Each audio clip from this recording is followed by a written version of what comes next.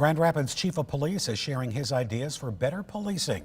Chief Eric Winstrom presented his public safety plan to city commissioners this morning. 13 on your side's Carla Byron joining us now. And Carla, you talked with Patrick Lyoya's family's attorney about these changes. What was his reaction? Well, Van Johnson says he essentially that these changes are too little too late. However, he thinks Lyoya's death would have still happened even if these new policies were in place. GRPD is implementing new rules that emphasize de-escalation techniques and prioritize sanctity of human life.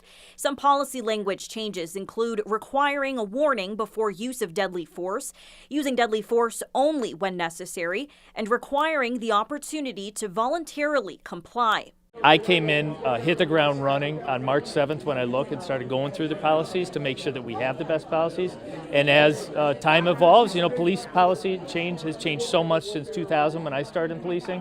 I think when I leave policing, it'll look completely different. I want to always make sure that Grand Rapids is at the forefront of that. The chief says his policy changes weren't based on the officer-involved shooting death of Patrick Lyoya. Rather, this is something he has worked on since day one. Lyoya family attorney Van Johnson says he applauds the changes. However, it's too little too late as his client is dead. He believes the same outcome would have happened regardless. The same thing would have happened as long as the officers who are enforcing these policies and procedures are not held accountable when they violate them. Johnson says these policies are already required by federal law, so it should have been taught before. One of many of the Supreme Court's excessive force decisions required verbal warning when feasible before an officer uses deadly force. He says that didn't happen in the Lyoya case, so he's in the process of filing a case in Grand Rapids federal court.